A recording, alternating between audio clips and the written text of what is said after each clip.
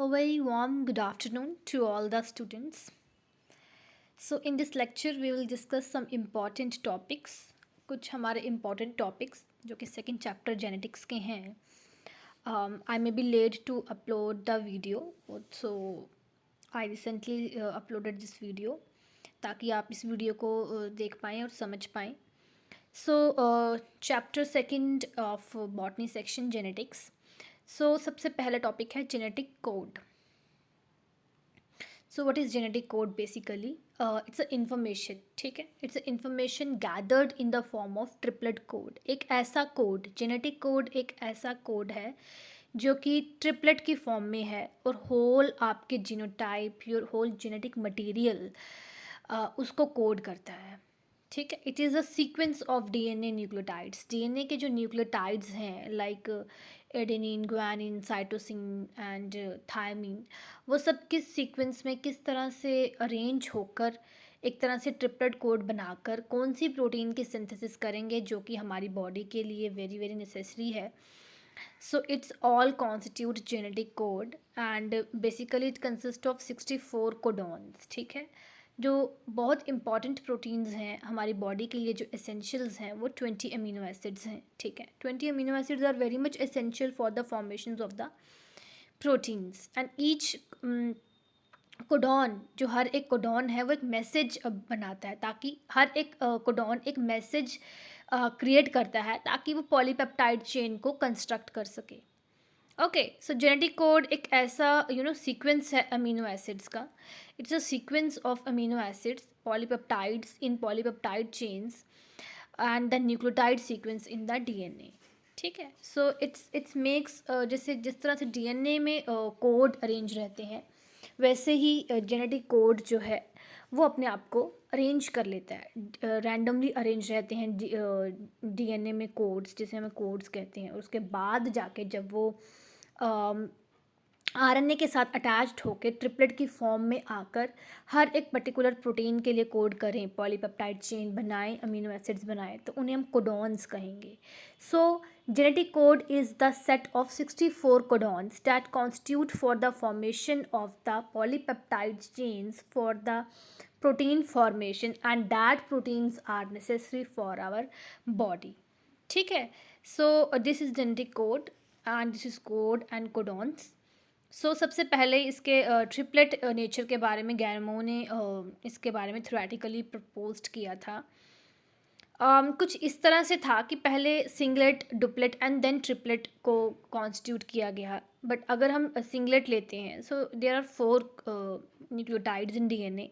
सो 4 के एक तरह से 16, 4 into 4 would specify only 16 amino acids. अगर हम 2 लेके भी चलते हैं तो अगर हम 1 लेके चलेंगे तो वो 4 ही अमीनो एसिड्स को कॉन्स्टिट्यूट करेगा. बट अगर हम इट विड टेक 4 का 4 को अगर हम 3 बार कर लें लाइक 4 का स्क्वायर एंड देन 4 का क्यूब अगर हम ले लें so it will constitute 64 codons जो कि सफिशेंट हैं ताकि वो अमीनो एसिड्स बना सकें और उनकी इनकॉर्पोरेशन हो सके पॉलीपेप्टाइड चेन में. So 64 codons are essential for the formation of the 20 amino acids, जिसमें से कि 3 जो हैं वो स्टॉप कोडॉन रह जाते हैं और एक जो है वो स्टार्ट कोडॉन रहता है. स्टार्ट कोडॉन से क्या होगा कि translation, formation of proteins, formation of polypeptide chains शुरू होती है और स्टॉप कोडॉन्स उसको टर्मिनेट कर देंगे, उसे स्टॉप कर देंगे.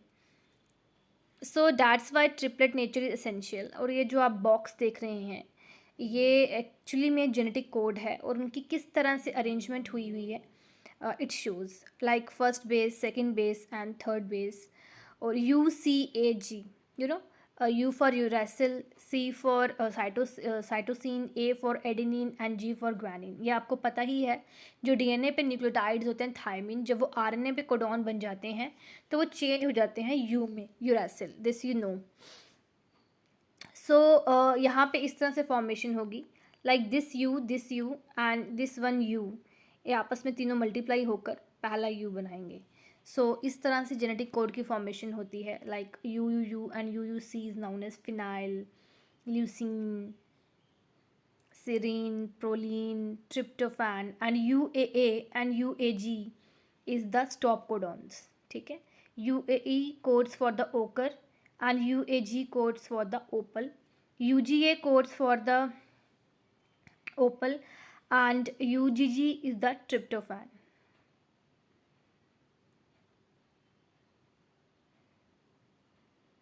So you can see इस तरह से जेनेटिक कोड्स की फॉर्मेशन है.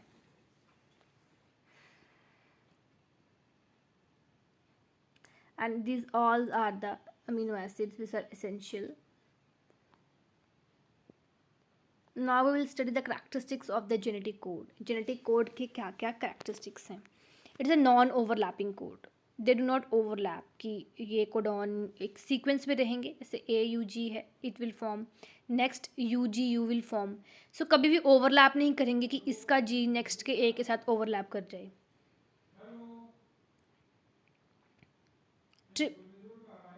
ट्रिपलेट नेचर रहता है इसका, ठीक, okay. Like UGG for tryptophan, AUG for methionine. So it has a triplet nature, not duplet, triplet nature. And genetic code में कोई भी पंक्चुएशंस नहीं है, इट इज़ अ कॉमालेस, ठीक है. जेनेटिक कोड जो है वो एक्चुअली में जब स्टार्ट होता है तो एंड तक कॉन्टिन्यू रहता है. इट हैज़ अ यूनिवर्सैलिटी कि हर एक ह्यूमन बींग्स में, इवन बैक्टीरिया से लेकर हर एक ह्यूमन बींग में जेनेटिक कोड प्रेजेंट है. So it codes for a very universality. And initiation codons जितने भी हैं जिनसे हमारी ट्रांसलेशन शुरू होती है, they act as a signals for the synthesis of polypeptide chains. और जैसे कि वो दो हैं, अगर AUG है मिथ्योनिन, मोस्टली AUG रहता है जिससे ट्रांसलेशन पॉलीपेप्टाइड की फॉर्मेशन शुरू होती है, जो कि मिथ्योनिन को कोड करता है. और कुछ ऑर्गेनिजम्स में GUG भी प्रेजेंट रहता है, उससे भी शुरू होती है, वो मेनली लोअर ऑर्गेनिजम्स में होता है. And it codes for the valine code. Termination codons like stop codons are also present for the terminating, like UAA ochre, UAG amber and UGA opal. ये तीनों स्टॉप कोडॉन्स हैं, और ये जब यहाँ प्रेजेंट रहेंगे तो आपकी ट्रांसलेशन जो है, फॉर्मेशन ऑफ पॉलीपेप्टाइड चेन्स, वो बंद हो जाएगी. It has a polarity, direction provide करता है, like always it starts from 5 to 3 direction and opposite from that of the DNA. Okay, and it is complementary to the DNA template.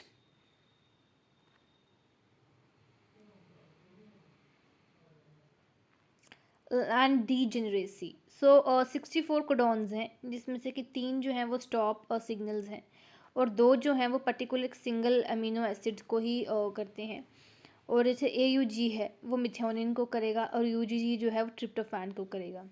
So 3 amino acids ऐसे हैं that have 6 codons each, and 5 amino acids ऐसे हैं that have 5 amino acids, 4 codons, and 1 amino acid with 3 codons, and 9 amino acids are specified by 2 codons each. So इस तरह से इनकी pattern है, ये किस तरह से स्पेसिफाई होते हैं, and how they specify and how they correspond to a particular protein. Colinearity, ये सब हम करैक्टरिस्टिक्स पढ़ रहे हैं जेनेटिक कोड के. कोलिनिरिटी में क्या रहता है कि DNA है चाहे मैसेंजर RNA है, उनकी अरेंजमेंट्स जो है वो लीनियर रहती है. So they are the linear arrangements of the components. और जो सीक्वेंस रहता है अमीनो एसिड का पॉलीपेप्टाइड चेंज में, वो किस तरह से रहता है, जो जो DNA पे जो बेसिस प्रेजेंट रहते हैं न्यूक्लियोटाइड्स को, वैसा ही हमारा सीक्वेंस बनेगा अमीनो एसिड्स का पॉलीपेप्टाइड चेन में. और हर एक 3 सक्सेसिव नाइट्रोजन बेसिस क्या करेंगे, एक सिंगल कोडॉन बनाएंगे. जैसे AUG, ये 3 नाइट्रोजन बेसिस क्या बना देंगे, एक सिंगल कोडॉन बना देंगे AUG, which is start codon methionine. और अगर कोई भी चेंज आ रहा है किसी एडिशन की वजह से, डिलीशन की वजह से, या रिप्लेसमेंट की वजह से न्यूक्लियोटाइड्स में, तो जेनेटिक कोड की पूरी रीडिंग चेंज हो जाएगी, और वो चेंज आगे फिर उसमें भी फॉलो होता जाएगा पॉलीपेप्टाइड चेन में. अमीनो एसिड्स की काफ़ी सिमिलर प्रॉपर्टीज़ भी रहती है, वो कई बार रिलेटेड कोडॉन्स ऐसे एरोमेटिक अमीनो एसिड्स के उनके थ्रू भी उनको रिकॉग्नाइज किया जाता है, like UGG tryptophan, tyrosine UAC, ठीक है. Tyrosine codes for UAA and UAC. Phenyl alanine जो है वो UU एंड UUC, ये दोनों फिनाइल एलानिन के लिए कोड करेंगे. So sometimes they have also related codon similarities. And any cistron और एनी जीन जो भी एक सिंगल पॉलीपेप्टाइड चेन में पार्टिसिपेट करता है, so that's has a property of participating. सो उसे हम जितने भी सिस्ट्रॉन्स प्रेजेंट रहेंगे वो पॉलीपेप्टाइड चेन्स के उसके हिसाब से ही प्रेजेंट रहेंगे, ठीक है। It will equal to the number of the polypeptides, जितने पॉलीपेप्टाइड्स प्रेजेंट हैं उतने ही सिस्ट्रॉन्स प्रेजेंट रहेंगे।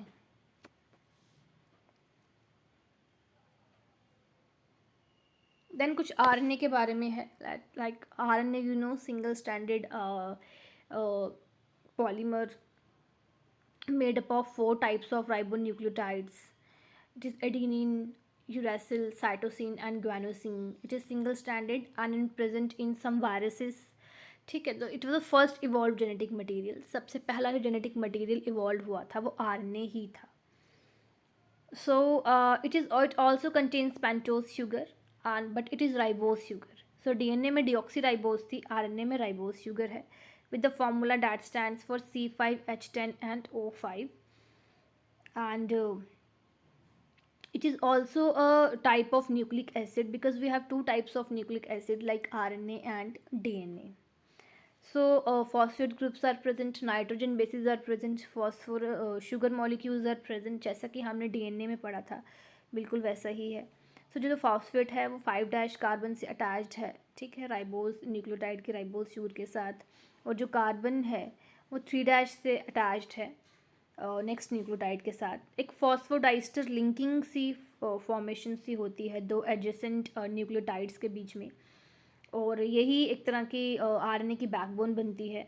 Alternate sugar and alternate phosphate residues इस तरह से करके बैकबोन बनाते हैं आरएनए की।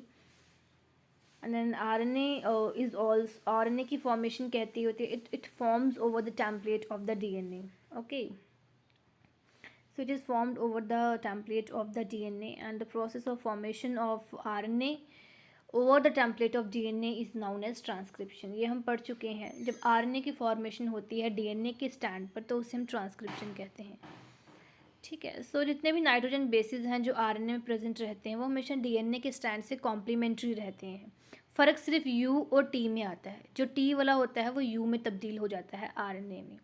सो इस तरह से क्या होता है, मैसेंजर आरएनए एक मैसेज कैरी करके लेके जाता है ट्रांसफ़र आरएनए के बाद, और उसके बाद वहाँ पे ट्रांसलेशन होती है और प्रोटीन्स की फॉर्मेशन होती है।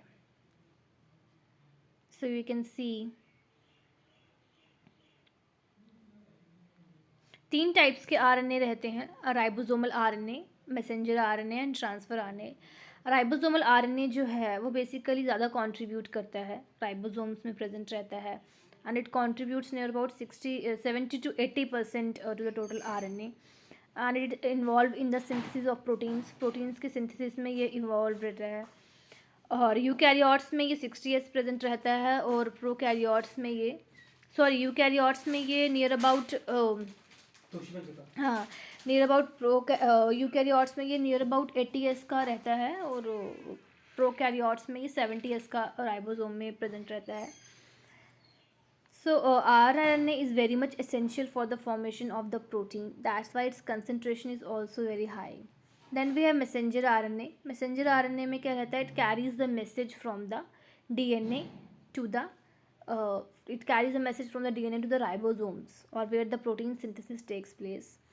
So it is very long RNA, and but it contributes only 5%. ये सिर्फ 5% देता है. It only carries the message from the DNA to the polypeptides formation site, and while it will carry coded message, if it will carry coded message for one particular polypeptide, it will call monocistronic। और अगर ये message carry करता है, एक coded message है, ये जो 2 या 2 से ज़्यादा polypeptides के लिए है, तो वो polycistronic बन जाएगा। So it is always attached to the when it is formation, it is always attached to 5'3' polarity रहती है इसकी, and it has a methylated cap and a poly A tail where amino acids addition takes place. So cap region जो कि 5' में present रहता है ताकि ribosome के साथ अटैच्ड हो सके। It has initiation codon AUG और UGG and it has a very coding region जहाँ पे बहुत सारे कोडॉन्स प्रेजेंट रहते हैं, और एंड में टर्मिनेशन कोडॉन भी प्रेजेंट रहते हैं जो कि स्टॉप कर देते हैं पॉलीपेप्टाइड चेन की फॉर्मेशन को. नेक्स्ट वी हैव tRNA और transfer RNA. It is a small RNA. It is small RNA and it folded. It has a clover like shape. आप देख सकते हैं सामने क्लोव लाइक टाइप शेप रहती है इसकी. एंड बहुत सारे नाइट्रोजन बेसिस इसके मॉडिफाइड रहते हैं. नीचे जो है आप देख रहे हैं ये 5' to 3' एंड वाला जो है ये मैसेंजर RNA है. उसके ऊपर ये जो है आप शेप देख रहे हैं ये ट्रांसफ़र RNA है. सो जो मैसेंजर RNA के बेसिस रहते हैं, कोडॉन्स रहते हैं, वैसा ही एंटी कोडॉन जो है वो ट्रांसफ़र RNA बनाता है और उसके साथ मैचिंग हो जाती है. सो इस तरह से इन्फॉर्मेशन जो मैसेंजर RNA लेके आया होता है आगे ट्रांसफ़र RNA पॉलीपेप्टाइड्स की फॉर्मेशन में हेल्प करता है. So it recognizes the sites with the anticodons and then the amino acid binding takes place. फिर amino acid binding होती है 3' and then 5' and ये दोनों आपस में अपोजिट साइड्स में मतलब रहते हैं. So इस तरह से इनका स्ट्रक्चर रहता है. RNA के फंक्शंस तो आपको पता ही हैं. RNA makes the primer which is essential for the DNA replication. DNA से DNA बनेगा तो उसके लिए RNA प्राइमर चाहिए. और ये राइबोसोम्स का बहुत इंपॉर्टेंट पार्ट है and they are formed of ribosomes and they help in the compaction of the DNA. Prokaryotic DNA की कंपैक्शन जो होती है वो स्मॉल RNA के स्ट्रैंड्स की वजह से ही होती है. RNA एक तरह से मैसेज कैरी करके पॉलीपेप्टाइड्स की फॉर्मेशन में हेल्प करेगा. बहुत सारी ऐसे RNA एंजाइम्स हैं जो कि आगे प्रोसेस में हेल्प करती हैं, लाइक पेप्टाइडल ट्रांसफेरेज एंजाइम्स जो हैं जो कि RNAs की बनी होती हैं, ये आगे हेल्प करती हैं. It act as a genetic material in certain viruses. ठीक है, कुछ वायरसेस में है, विरियॉइड्स में है, ये एज ए जेनेटिक मटेरियल करता है. ह्यूमन में भी RNA की प्रेजेंस रहती है which is essential. So you can see इस तरह से जो है मैसेंजर RNA का जो पर कोडॉन्स हैं वो इसके ऊपर एंटी कोडॉन्स ट्रांसफ़र RNA बना लेता है. और जो जो ट्रांसफ़र RNA कोडॉन बनाएगा उस एक पर्टिकुलर प्रोटीन के हिसाब से बनते हैं. जो कोडॉन बनेगा वो प्रोटीन बनेगी. सो इस तरह से आप देख सकते हो कैसे ग्रोइंग पॉलीपेप्टाइड चेन फॉर्मेशन हो रही है. You can see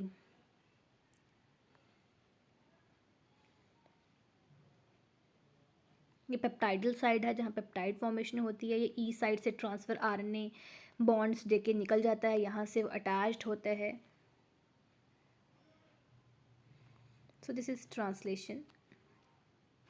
This is A site, P site and E site. A for amino acid site, P for peptidal sites and E for exit site.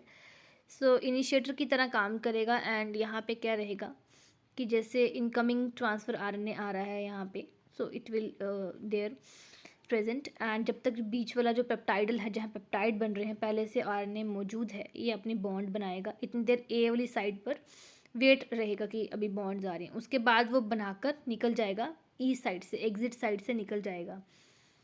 इतने देर में जो भी कमिंग RNA, जो भी coming codons आ रहे होंगे वो ए साइड पे वेट करेंगे ताकि पी साइड वाली जो भी पेप्टाइड फॉर्मेशन हो रही है वो अभी हो जाए. फिर जैसे ही वो हो जाएगी तो वो ई साइड से एग्जिट ट्रांसफ़र RNA निकल जाएगा. ट्रांसफ़र RNA की एक बहुत खासियत है कि ये बनता ही रहता है. बहुत सारे न्यूमरस ट्रांसफ़र RNA बनते ही रहते हैं. So you can see this is the translation. अब एक तरह से बन गए हैं तो टर्मिनेटर कोडॉन यहाँ पे आ जाएगी है कि UAG स्टॉप कोडॉन आ जाएंगे, वो स्टॉप कर देंगे और इस तरह से ये आपस में अलग हो जाएंगे. ये राइबोसोम के दोनों यूनिट्स बन मिलते ही तब हैं जब एक्टिव सिंथेसिस होती है प्रोटीन्स की. उसके बाद फिर वो अलग हो जाते हैं.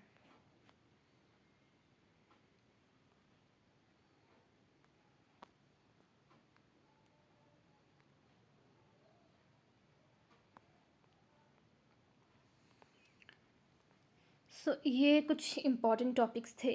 Next we have regulation of gene expression. Gene expression का रेगुलेशन या जीन्स किस तरह अपना एक्सप्रेशन को रेगुलेट करते हैं सेल्स में. जीन्स हमें पता है कि they are the heredity material को, सेगमेंट्स हैं DNA की और हेरिडिटी मटेरियल को कंट्रोल करते हैं. They carry the gene. अगर हमारे अंदर कोई किसी तरह से हेरिडिटी मटेरियल आता है तो वो जीन्स के थ्रू ही आता है। Okay, so two types of genes are there, housekeeping and regulated genes. Housekeepings जो हैं वो हमेशा कॉन्टिन्यूस एक्सप्रेस करते रहते हैं अपने आप को, क्योंकि उनकी बहुत नीड होती है बॉडी में। They are always active and always working, वो हमेशा काम करते रहते हैं। उनका प्रोडक्ट्स जो भी वो बनाते हैं वो हमेशा चाहिए होते हैं बॉडी में, जैसे कि ग्लाइकोलिसिस, आपको पता हमारी बॉडी में ग्लूकोज की फॉर्मेशन होती है, so they are needed. Housekeeping genes जो है उन्हें हम कॉन्स्टिट्यूटिव जीन्स भी कहते हैं। बाकी कुछ ऐसे जीन्स हैं जो हर टाइम अपना इफेक्ट नहीं शो कर रहे होते, इतने नेसेसरी नहीं होते, जब उनकी ज़रूरत होती है वो तभी स्विच ऑन होते हैं, उन्हें हम कहते हैं नॉन कॉन्स्टिट्यूटिव जीन्स और लग्जरी जीन्स। उनकी एक्टिविटी किस तरह से रेगुलेट की जाती है उसे हम कहते हैं रेगुलेटेड जीन्स, ठीक है। सो उनकी एक्टिविटी को रेगुलेट किया जाएगा, जब उनकी ज़रूरत होगी उन्हें ऑन किया जाएगा, जब उनकी ज़रूरत होगी उन्हें ऑफ़ किया जाएगा। So that's why they are called regulated gene. और जीन रेगुलेशन जो है वो एक ऐसा मैकेनिज़्म है जिससे एक तरह से जीन्स के फंक्शन को, एक्टिविटीज़ को आप स्विच ऑन कर सकते हैं, स्विच ऑफ कर सकते हैं। वो ये डिपेंड करेगा कि कब रिक्वायरमेंट है, कितने अमाउंट की, और किस सबस्टांस, किस सेल में, और किस स्टेट में है डेवलपमेंट के। अगर सेल्स में किसी चीज़ की ज़रूरत आ पड़ी है सो वो स्विच ऑन हो जाएंगे और रेगुलेट होना शुरू हो जाएंगे, और जब उनकी ज़रूरत ख़त्म हो गई है तो वो बंद हो जाएंगे। सो इसी रेगुलेशन की वजह से ये पॉसिबल हुआ कि कुछ ऐसे प्रोटीन्स हैं वो सिंथेसाइज होते हैं, ठीक है। कुछ हद तक सिंथेसाइज होते हैं, और कुछ ऐसे हैं जो बहुत सारे मॉलिक्यूल्स के हिसाब से बनते हैं। सो ये तभी वो प्रोसेस है कि प्रोसेस वेस्ट ना हो, कोई भी चीज़ वेस्ट ना हो। अब हम घर में कोई भी चीज़ बनाते हैं तो we make it very in a very sequential way, कि हमें पता है कि अगर हमारे घर में फैमिली में 4-5 बंदे रह रहे हैं तो इतना खाना लगेगा, इतना राशन, इतनी दाल चावल इतना लगेगा। और अगर वही खाना अगर हम कोई दावत रखी हो या घर में कोई फंक्शन हो, सो इट एक्सीडेड कि आज 30-35 बंदे आएंगे, 2 किलो दाल होनी चाहिए, 5 किलो चावल होने चाहिए, सो हम उसे एक्सटीड कर देते हैं। सो डैट्स वाई यहाँ पे भी ऐसे है कि हर सेल में ये डिफाइंड रहता है, रेगुलेशन रहती है कि जीन्स को इन तरह से हम रेगुलेट करें कि जितने मॉलिक्यूल्स चाहिए, जितनी फॉर्मेशन चाहिए प्रोटीन्स की, जो सबस्टांस चाहिए, वो एक रेगुलेटेड वे में हो। और कब हो, स्विच ऑन हो, और उसके बाद उसका यूज़ हो गया तो वो स्विच ऑफ हो जाएंगे। सो वो वही जीन्स होते हैं जो रेगुलेटेड जीन्स होते हैं।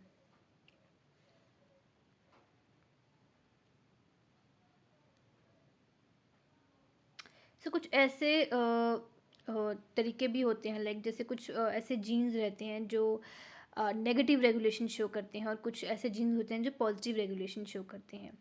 जो नेगेटिव रेगुलेशन शो करते हैं वो अपनी एक्टिविटी को सप्रेस्ड कर देते हैं, ठीक है। नेगेटिव जीन रेगुलेशन में क्या होगा, अ, वो अपनी एक्सप्रेशन को कंटिन्यू एक्सप्रेस करते रहेंगे, हालांकि उनकी एक्टिविटी को हमने सप्रेस्ड कर दिया है, ठीक है। सो ऐसे में क्या होगा कि जो नेगेटिव जीन एक्सप्रेशन है उसे हम रिप्रेसिबल रेगुलेशन भी कहते हैं, ठीक है। सो रिप्रेशन इसीलिए है जब रेगुलेटरी जीन्स का जो प्रोडक्ट है उसे ही हम रिप्रेशन कहेंगे। कुछ ऐसे होंगे जो पॉजिटिव जीन्स रेगुलेशन है, जिनमें जीन्स नॉन एक्सप्रेस्ड रहेंगे, ठीक है, जब तक कि हमने उनको ऑन नहीं किया है, ठीक है। जब हम उन्हें ऑन करेंगे तभी वो अपने आप को एक्सप्रेस कर पाएंगे।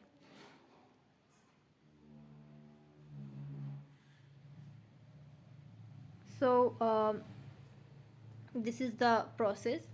और इस तरह से ही एक को हम रिप्रेसिबल रेगुलेशन कहते हैं और दूसरे को हम इंड्यूसिबल रेगुलेशन कहते हैं। और ये इनसे एंजाइम्स भी हैं, inducible enzymes and repressible enzymes. So let's move the topic operon, जो कि बड़ा ही इम्पॉर्टेंट टॉपिक है हमारे सिलेबस में। Operons operons are basically the functional units of the DNA. Genetic material DNA की कुछ ऐसी फंक्शनल यूनिट्स हैं जिन्हें हम ओपेरॉन्स कहते हैं। जैसे बहुत सारे आपने नाम सुना होगा, लैक ओपेरॉन, ट्रिप्टोफैन ओपेरॉन, ठीक है। ये वर्ड इसके बारे में जो मॉडल है या जो वर्ड है ये जैकोब और मोनोड ने दिया था। They were studying the this switching on switching off genes, repressible genes, inducible genes, ये सब समझ रहे थे वो। They were performing the experiments in bacteria in E coli, कि किस तरह से रेगुलेटेड और ऑपरेटेड जीन्स जो भी हैं अपने आप को एक्सप्रेस करते हैं या रिप्रेस करते हैं। सो दे जस्ट मॉडलिंग दैट। उसके बाद उन्होंने ये निकाला कि जो ओपेरॉन है वो बेसिकली कुछ 4 टाइप्स के जीन से बनी हुई है। It is operon is a functional unit which is itself made up of 4 types of genes. एक है रेगुलेटर जीन, एक है ऑपरेटर जीन, एक है प्रमोटर जीन और एक है स्ट्रक्चरल जीन। ठीक है, ये 4 टाइप के जो जीन्स हैं ये ओपेरॉन में प्रेजेंट रहते हैं। और ओपेरॉन क्या है? ओपेरॉन एक फंक्शनल सेगमेंट है डीएनए की, जहाँ पे आपकी ट्रांसक्रिप्शन होती है, मतलब डीएनए से मैसेंजर आरएनए बनेगा। सो जो रेगुलेटर जीन है वो एक ऐसा जीन है जो क्या करता है, सप्रेस कर देता है ऑपरेटर जीन की एक्टिविटी को। और ऑपरेटर जीन है वो क्या करता है, ये वो जीन है जो कि रेगुलेटर जीन को रिसीव करता है, वो उसकी फंक्शनिंग को अलो करेगा ताकि ओपेरॉन की फंक्शनिंग हो सके। सो इस तरह से ये फंक्शंस जो है रेगुलेटर एंड ऑपरेटर के काम होते हैं। जो ओपेरॉन है उसकी फंक्शनिंग कब रुक जाती है, जब ऑपरेटर जीन जो है वो कवर्ड हो जाए, इट गेट कवर्ड। और एक प्रमोटर जीन है, प्रमोटर जीन क्या करता है, ये एक तरह से अटैचमेंट प्रोवाइड करेगा, एक पॉइंट प्रोवाइड करेगा जहाँ पे आरएनए पॉलीमरेज जो है, जो कि डीएनए से मैसेंजर आरएनए बनाएगी, उसके लिए अटैचमेंट प्रोवाइड करेगा ताकि ट्रांसक्रिप्शन अलो कर सके, स्ट्रक्चरल जीन्स की फॉर्मेशन हो सके। स्ट्रक्चरल जीन्स जो हैं वो बहुत इंपॉर्टेंट हैं लैक ओपेरॉन मॉडल के लिए। ठीक है, स्ट्रक्चरल जीन्स क्या हैं? ये वो जीन्स हैं जो कि ट्रांसक्रिप्शन करते हैं मैसेंजर आरएनए की, जो ट्रांसलेट करेंगे मैसेंजर आरएनए को पॉलीपेप्टाइड सिंथेसिस बनाने में। तो पॉलीपेप्टाइड्स जो हैं वो कुछ एक तरह से structural proteins, structural enzymes, transfer proteins, hormones, antibodies, ठीक है, ये उन्हीं के कंपोनेंट बाद में उनमें तब्दील भी हो जाते हैं और उनसे कई बार बने भी होते हैं। ठीक है, तो स्ट्रक्चरल जीन्स जो हैं वो बहुत इम्पॉर्टेंट हैं। वो एक तरह से नॉन कोडिंग आरएनए भी बनाएंगे। It will also form the non coding RNA. So एक अपेरॉन जो है उसके पास एक या एक से ज़्यादा स्ट्रक्चरल जीन्स हो सकते हैं। जैसे अगर लैक ओपेरॉन है तो उसमें 3 तरह के स्ट्रक्चरल जीन्स होते हैं, like lac Z, lac Y and lac A. और यही स्ट्रक्चरल जीन्स जो हैं आगे जाके स्ट्रक्चरल प्रोटीन्स बनाएंगे, एंजाइम्स बनाएंगे। Okay, so it was all about regulated genes and all that, structural genes, promoter region, ये आप सबको पता चल गया है। So we will talk about system of lac operon. Lac operon में क्या रहता है, जैसे आप मॉडल देख रहे हैं, lac Z, lac Y and lac A, ये 3 स्ट्रक्चरल जीन्स हैं। ठीक है, और ये जो आप सेगमेंट आप पूरी देख रहे हैं ये एक तरह से ओपेरॉन है। ओपेरॉन मतलब फंक्शनल यूनिट है डीएनए की। ठीक है, अब यहाँ पे क्या होगा, एक तरह से फॉर्मेशन होगी, पॉलीपेप्टाइड्स की फॉर्मेशन होगी, ट्रांसलेशन होगी, फिर ट्रांसक्रिप्शन होगी, फिर ट्रांसलेशन होगी।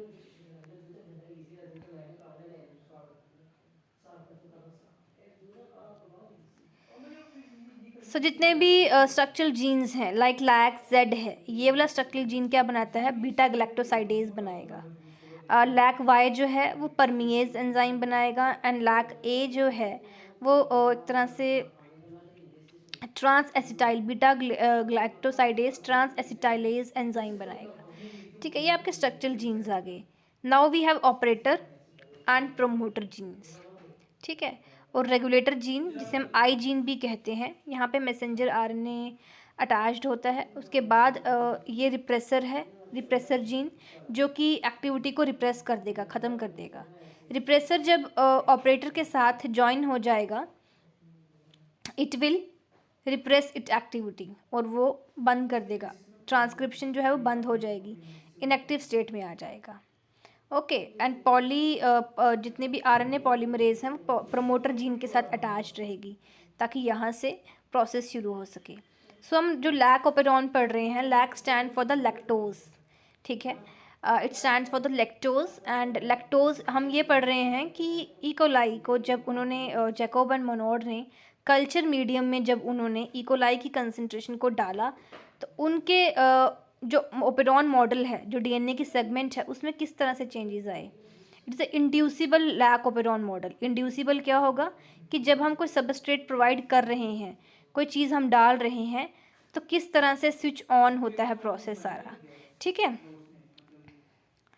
सो एक तरह का रेगुलेटेड ओपेरॉन सिस्टम है जिसमें स्ट्रक्चरल जीन्स जितने भी हैं ना वो स्विच ऑफ हैं, ठीक है। वो रेगुलेटेड मीन्स ऑन ऑफ वाला सिस्टम है। सभी अभी इस टाइम पे स्विच ऑफ हैं जब तक कि कोई ऐसा मीडियम नहीं प्रेजेंट जो उसे जागरूक कर दे, जो उसे इनिशिएट कर दे। और वो क्या होगा? वो इंड्यूसर होगा जो उसे इंड्यूसिबल बनाएगा, जो उसको स्विच ऑन कर देगा। सो ये कैटाबॉलिक पाथवेज में भी होता है। इंड्यूसर कोई हार्मोन भी हो सकती है, सबस्ट्रेट भी हो सकता है, एंजाइम भी हो सकती है, जो एक तरह से सिस्टम को चला दे, ठीक है, उससे ऑन कर दे। सो लैक ओपेरॉन का हम पढ़ रहे हैं सिस्टम इकोलाई में, जो कि एक तरह से इंड्यूसिबल ओपेरॉन सिस्टम है कि अगर हम कुछ सबस्ट्रेट डाल रहे हैं, कोई इंड्यूसर डाल रहे हैं, तो वो तभी ऑन होगा। और ये स्टडी किया था जेकॉब और मोनोड ने। सो अगर रेगुलेटर जीन की बात करें, जो आई जीन है, ये मैसेंजर आरएनए बनाएगा। आगे जाके वो क्या बनाएगा? एक बायोकेमिकल सबस्टांस बनाएगा जिसे हम रिप्रेसर कहते हैं, ठीक है। रिप्रेसर क्या करता है? एक्टिविटी को रिप्रेस कर देगा, ठीक है। रिप्रेसर जो है वो लैक ओपेरॉन का वो एक तरह से प्रोटीन है, ठीक है। और ये क्या करेगा? ये जाके अटैच्ड हो जाएगा। इसकी दो तरह की साइड्स होती हैं। ये ऑपरेटर जीन के साथ जाके अटैच्ड होगा और उसके बाद क्या कर देगा? अटैच होकर ये उसके प्रोसेस को रोक देगा, ठीक है। इसके दो साइड्स रहते हैं। जो इसका हेड वाला पीस होता है वो उसका ऑपरेटर जीन के साथ अटैच रहता है, और जो इसका ग्रूव वाला पार्ट होता है वो इंड्यूसर के साथ अटैच रहता है। उसके बाद अगर आप जो पी देख रहे हैं, प्रमोटर जीन, उसके पास दो साइड्स होंगी। एक तो आरएनए के लिए होंगी और एक फॉर्मेशन के लिए होंगी सीएएमपी, साइटोसिन एडिनोसिन मोनोफॉस्फेट, ठीक है। सो प्रमोटर जीन तभी एक्टिव होगा जब वो कंबाइन करेगा सीएएमपी के साथ। और जो सीएएमपी है, साइटोसिन एडिनिन मोनोफॉस्फेट, वो कैटाबॉलिक एक्टिविटी को इनिशिएट करेगा। कैप कैटाबॉलिक एक्टिवेटर प्रोटीन को इनिशिएट करेगा। उसके बाद वो एक तरह से रिकॉग्निशन साइट बनेगी जहाँ पे आरएनए पॉलीमरेज जो है वो उसके साथ अटैच हो जाएगा। कि जो हमारा प्रमोटर रीजन है वो बेसिकली है ही किस लिए? कि आरएनए पॉलीमरेज अटैच हो सके। सो आरएनए पॉलीमरेज जो है वो फंक्शनल बनेगी। और उसके बाद जब आरएनए पॉलीमर जो है वो फंक्शनल बन जाएगी तो उसके बाद वो आगे जाके ऑपरेटर जीन के पास जाके स्ट्रक्चरल जीन्स तक पहुंच सकती है, ठीक है। एक बार उसको एक तरह से उसको ऑपरेट होना है, फंक्शनल होना है, एक तरह से उसको चालू होना है, ताकि वो आगे जाके ऑपरेटर जीन के साथ पास होकर स्ट्रक्चरल जीन्स की फॉर्मेशन कर सके।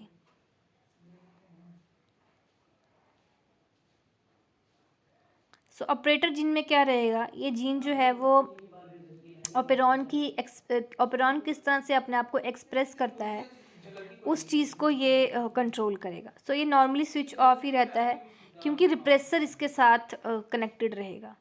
जब भी रिप्रेसर ऑपरेटर के साथ जाके रिप्रेसर ऑपरेटर का कॉम्प्लेक्स बना देगा तो वो जो है इनएक्टिव हो जाएगी आपकी ट्रांसक्रिप्शन।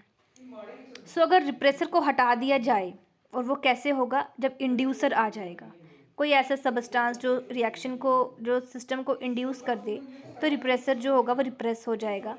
और जितने भी आरएनए पॉलीमरेज है वो प्रमोटर से होती हुई ऑपरेटर से पास होकर स्ट्रक्चरल जीन्स के पास पहुंच जाएगी। और जब वो स्ट्रक्चरल जीन्स के पास पहुंचेगी तो वहाँ पे क्या होगा? सिस्टम स्विच ऑन हो जाएगा। सो लैक ओपेरॉन में क्या रहता है कि जो ऑपरेटर जीन होता है वो काफ़ी स्मॉल होता है।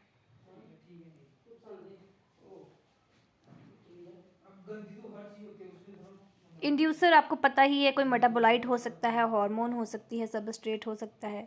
ये बाइंड रहता है रिप्रेसर के साथ ताकि ऑपरेटर जीन को फ्री कर सके।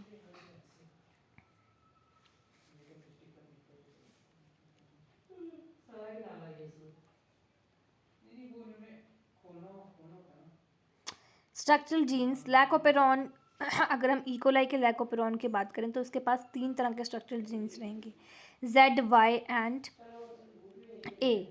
और जितना भी जो इंड्यूस्ड ओपेरॉन सिस्टम है, स्ट्रक्चरल जीन्स जो है वो पर्टिकुलर ट्रांसक्राइब करते हैं पॉलीसिस्ट्रॉनिक मैसेंजर आरएनए को। पॉलीसिस्ट्रॉनिक मैसेंजर आरएनए वो होता है जब एक से ज़्यादा पॉलीपेप्टाइड चेन्स जो हैं वो ट्रांसक्राइब हो रही हैं एक ही सिस्ट्रॉन से। जब एक सिस्ट्रॉन एक या एक से ज़्यादा पॉलीपेप्टाइड चेन को ट्रांसक्राइब करना शुरू कर दे, सो उसे हम पॉलीसिस्ट्रॉनिक मैसेंजर आरएनए कहेंगे। वो 3 तरह के एंजाइम्स बना देता है, जैसे कि beta galactosidase, galactosidase permease and galactosidase acetylase, lac Z, lac Y and lac A respectively. So जो गैलेक्टोसाइडेज परमिएज है वो क्या करेगी, वो एक तरह से लैक्टोज की एंट्री को, मतलब लैक्टोज को अंदर आने देगी, ठीक है। उससे से क्या होता है कि लैक्टोज आपका बैक्टीरियम तक पहुंच सकता है। और जो बीटा गैलेक्टोसाइडेज है ये एक तरह से हाइड्रोलिसिस भी करती है लैक्टोज की, ठीक है। और लैक्टोज या गैलेक्टोज की हाइड्रोलिसिस करेगी ताकि ग्लूकोज और गैलेक्टोज फॉर्म हो सकें। और जो गैलेक्टोसाइड एसिटाइलेज है ये एक तरह से ट्रांस एसिटाइलेज है, जो कि क्या करती है, ट्रांसफ़र करती है एसिटाइल ग्रुप को बीटा गैलेक्टोसाइडेज पे, ठीक है। It will transfer the acetyl group to the beta galactosidase. So ये तीनों एंजाइम्स जो हैं वो जो हमारा लैक्टोज है जो हम मटेरियल में इनिशिएट कर रहे हैं उसके लिए इम्पॉर्टेंट है, और इस तरह से ये फंक्शनिंग परफॉर्म होती है। ये तीनों स्ट्रक्चरल जीन्स इंपॉर्टेंट हैं, हर एक एंजाइम अपना अपना सिस्टम को जनरेट करेगी, ठीक है। और जैसे ये जितने भी जीन्स प्रेजेंट हैं ये एंजाइम्स के लिए रिस्पॉन्सिबल हैं, एंजाइम्स इनिशिएट होंगी और सिस्टम इनिशिएट होगा ऑपरेरॉन सिस्टम का, और वो एक तरह से रेगुलेटेड सिस्टम रहेगा। So this is the working of the lac operon. I hope आप सबको समझ आ गया हो। सो आज के लिए इतना ही रखते हैं। Thank you and God bless you all.